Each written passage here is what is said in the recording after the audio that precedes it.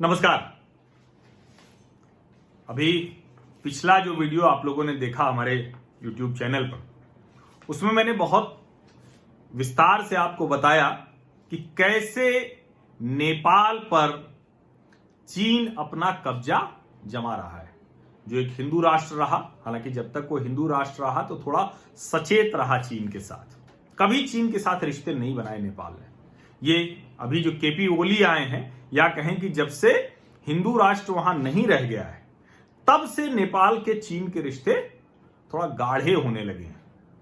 चीन ने वहां परियोजनाएं शुरू कर दी हैं, चीन वहां आर्थिक मदद कर रहा है, चीन एजुकेशन प्रोग्राम चला रहा है, चीन गांव कब्जे कर ले रहा है नेपाल के, चीन वायरस की मदद के बहाने आता है और ये सब कर दे रहा है। अब आप सोचिए कि ये जो सब चीन कर रहा है, नेपाल पर कब्जे की जो कोशिश है, इसके एडवांस स्टेज में पाकिस्तान में पहुंच गया है। पाकिस्तान में ज्यादा बड़ा खतरा है, और वो खतरा इतना बड़ा है कि पाकिस्तान के लोगों को अब सूझ नहीं रहा है कि इससे कैसे निकलें। ड्रैगन के चंगुल में पाकिस्तानी बुरी तरह फंस गए हैं। इस्लामिक मुल्क है पाकिस्तान, और दुनिया में अगर कहीं सबसे ज्यादा मुसलमानों पर अत्याचार हो रहा है तो वो कौन सा देश है? चाइनीज कम्युनिस्ट पार्टी के शासन वाला चीन। उइघर मुसलमानों को कहा जाता है, जो नंबर से हो सकता है और ज्यादा हो, कहा जाता है कि 10 लाख उइघर मुसलमानों को री एजुकेशन कैंप में चीन ने रखा हुआ है। कितने? 10 लाख। और उइघर मुसलमानों के खिलाफ उनको यातना दी जाती है, उनके खिलाफ मामले दर्ज किए जाते हैं। जो री एजुकेशन कैंप्स हैं या डिटेंशन कैंप्स हैं या जेल हैं, वहां उनके, जिसको ब्रेन वॉशिंग कहते हैं, वहां कुरान पढ़ने की इजाजत नहीं है, वहां नमाज पढ़ने की इजाजत नहीं है, वहां मस्जिदों को बदल दिया जा रहा है, अलग कर दिया जा रहा है उनको। ये सब कुछ हो रहा है, ये पाकिस्तान के मुसलमानों को पता है, लेकिन फिर भी वो चीन के साथ इसलिए बस खड़े हो गए कि हमें हिंदुस्तान से लड़ना है। अब नेपाल में तो कम्युनिस्ट पार्टी है, तो वैचारिक मामला है। यहां भी हमारे जो कम्युनिस्ट पार्टी के साथी हैं, वो तो सब 62 में, या कहेंगे आजादी की लड़ाई के बाद से ही चीन के चेयरमैन को अपना चेयरमैन मानते हैं। तो कम्युनिस्ट पार्टियां तो चीनियों के साथ हमेशा रही हैं। लेकिन पाकिस्तान में क्या है? पाकिस्तान दरअसल पूरी तरह से जो सेना और आईएसआई है, उसके चंगुल में फंसा हुआ लोकतंत्र कहने को है, लेकिन लोकतंत्र है नहीं। और अभी जो खबरें आ रही हैं कि जो चाइना पाकिस्तान इकोनॉमिक कॉरिडोर है, जो ग्वादर पोर्ट बलूचिस्तान तक जाने का रास्ता तैयार कर रहा है, जो चीन सीपीईसी के रास्ते में अपनी जो कॉलोनी है, सैटेलाइट टाउन्स हैं, वो बना रहा है चीनियों के लिए।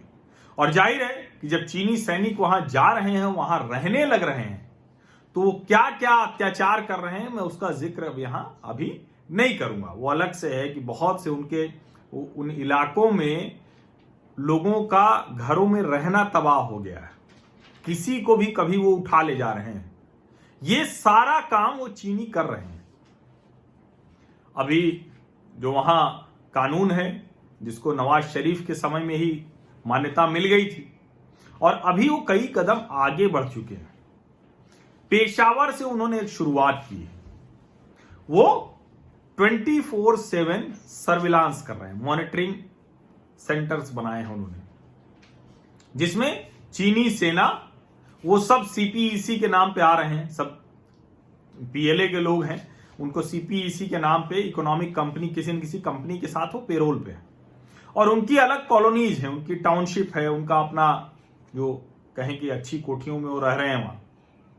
और पाकिस्तानियों का दर्जा उनके लिए गुलाम से ज्यादा नहीं है। चूंकि पाकिस्तान पहले से ही बलूचिस्तान में अत्याचार लोगों पर कर रहा है, तो इसमें उसे चीन को और ज्यादा कहेंगे, कुछ चीन को पाकिस्तान को समझाना ही नहीं पड़ा। बलूच लोगों पर अत्याचार बढ़ गए हैं। मॉनिटरिंग पेशावर से शुरू हुई है, लेकिन ये आगे जो योजना है, अगर ये इसी तरह से आगे बढ़ी, और ये आगे क्यों बढ़ जाएगी वो मैं आपको अभी आगे बताऊंगा। क्योंकि पाकिस्तान में किसी की हैसियत नहीं है। बड़े बड़े टीवी जर्नलिस्ट दिखते हैं ना, जो उसमें से कुछ ये भी कहते हैं कि वो सेना से लड़ रहे हैं, आईएसआई से लड़ रहे हैं, कभी गोली चल गई, कभी मार दिया, ये सब होता रहा है। लेकिन चीन के खिलाफ, सीपीईसी प्रोजेक्ट के खिलाफ कोई पाकिस्तानी मीडिया नहीं बोलता है। क्यों? क्योंकि चीन ने पाकिस्तान के मीडिया को भी अपने कब्जे में कर लिया है, और अब तो बाकायदा इन्फ्लुएंस उनके दिखने लगे हैं। सीपीईसी में बड़े करप्शन की खबर है। $2.6 बिलियन एक्सेस पेमेंट किया गया है। भारत में जो प्रोजेक्ट उससे ज्यादा बेहतर क्वालिटी का बनता है, उससे 2.5 गुना 3 गुना ज्यादा में वो प्रोजेक्ट बना है। और करप्शन की खबरें ढेर सारी आ रही हैं, सर्विलांस हो रहा है, मॉनिटरिंग हो रही है। और सोचिए, उनको शहर बसाने को दे रहे हैं, उनको सड़क बनाने को दे रहे हैं, उनको पावर स्टेशन बनाने को दे रहे हैं, उनको टेक्नोलॉजी करने को दे रहे हैं, उनको इंटरनेट फैसिलिटी बिछाने को कह रहे हैं। अब ये सब कुछ करते हुए पाकिस्तान कर्ज में तो डूब ही रहा है। पाकिस्तान के नागरिकों की जिंदगी 24/7 सर्विलांस पर चली गई है। उनकी निजता का कोई अधिकार रह ही नहीं गया है।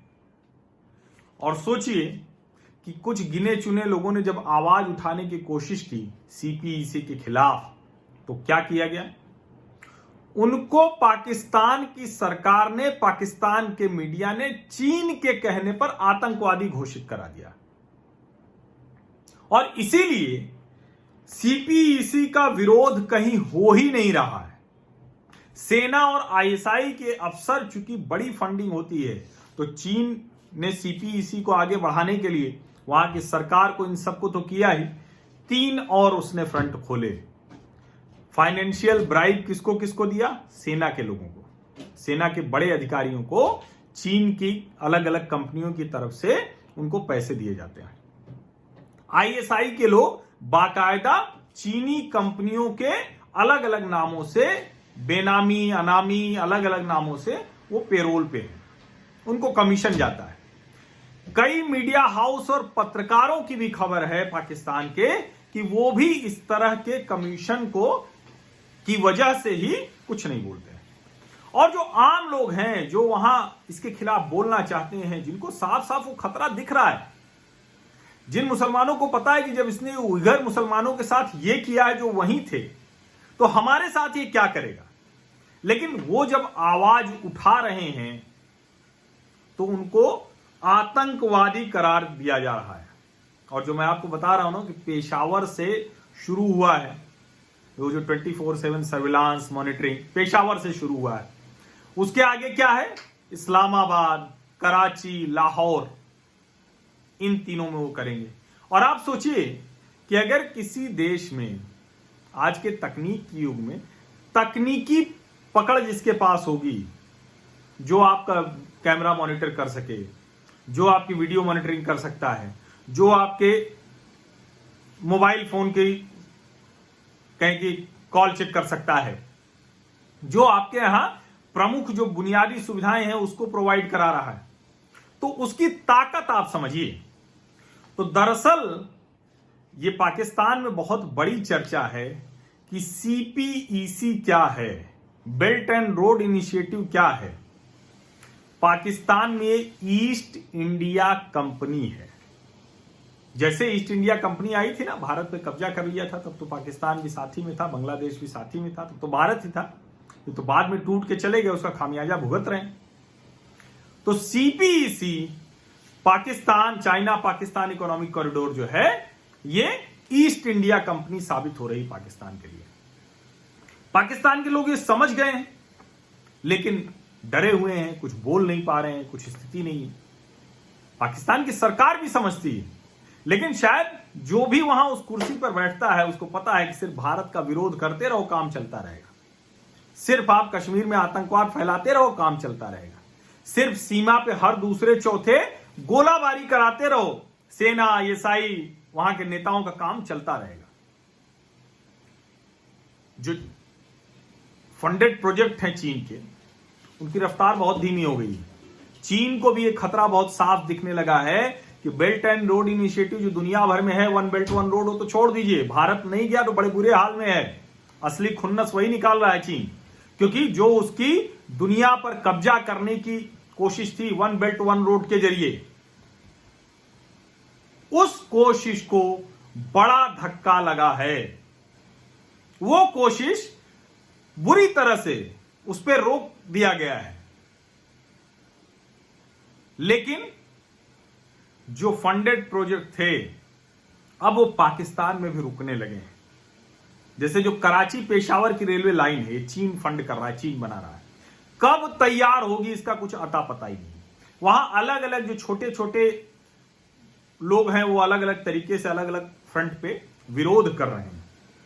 लेकिन आप सोचिए, 6 पावर प्रोजेक्ट में भ्रष्टाचार की खबरें हैं जो सीपीईसी में, 6 पावर प्रोजेक्ट। जो बेल्ट एंड रोड इनिशिएटिव है उसमें जो पाकिस्तान का हिस्सा था, पाकिस्तान ने अपना हिस्सा 1/3 कर दिया है। यानी 3 रुपए लगाना था तो बस अब 1 ही रुपए। हालांकि उसकी स्थिति भी खराब है, उसके पास खाने को नहीं है, उसके पास सरकार चलाने को नहीं है, उसके पास जो सामान्य गतिविधियां हैं उसके लिए नहीं है, तो कैसे कर पाएगा। लेकिन फिर भी वो चीन की गोद में बैठकर सिर्फ भारत को नीचा दिखाने के लिए, तो भारत को तो कुछ नहीं होगा, भारत तो लड़ लेगा। लेकिन मैंने आपको इसके पहले के वीडियो में नेपाल का हाल बताया था, ये पाकिस्तान का हाल है। पाकिस्तान पूरा का पूरा चाइनीज सर्विलांस स्टेट बनने जा रहा है। सीपीईसी ईस्ट इंडिया कंपनी बनने जा रही है। अब अगर आप लोग समझ पा रहे हो तो समझ लीजिए, नहीं तो भारत से लड़ते रहिए। उइगर मुसलमानों की खबरें जरा खोज के आप लोग पढ़ लीजिए, क्योंकि आप बड़ी बड़ी बातें करते रहते हैं पाकिस्तान के लोगों के लिए। और नेपाल के लोगों के लिए तो मैं यही कहूंगा कि आपकी छतरी है हिंदुस्तान, आपकी ढाल है हिंदुस्तान। समझ जाइए, सतर्क हो जाइए, वरना ड्रैगन के कब्जे में एक बार चले गए तो फिर निकलना मुश्किल होगा। बहुत बहुत धन्यवाद। और अगर आपको इस तरह के वीडियो, इस तरह की जानकारी वो नियमित तौर पर चाहिए तो आपको कुछ नहीं करना है, ये जानकारी मैं आपको देता रहूंगा। आपको सिर्फ इतना करना है कि सब्सक्राइब कर लीजिए, जिससे आप मेरे सामाजिक परिवार का हिस्सा हो जाएंगे, और नोटिफिकेशन वाली घंटी दबा दीजिए। और आपके जो मित्र हैं, दोस्त हैं, जो ऐसी बातचीत चर्चा में शामिल होना चाहते हैं, उनको भी इस YouTube चैनल को सब्सक्राइब करने के लिए कहिए। बहुत बहुत धन्यवाद।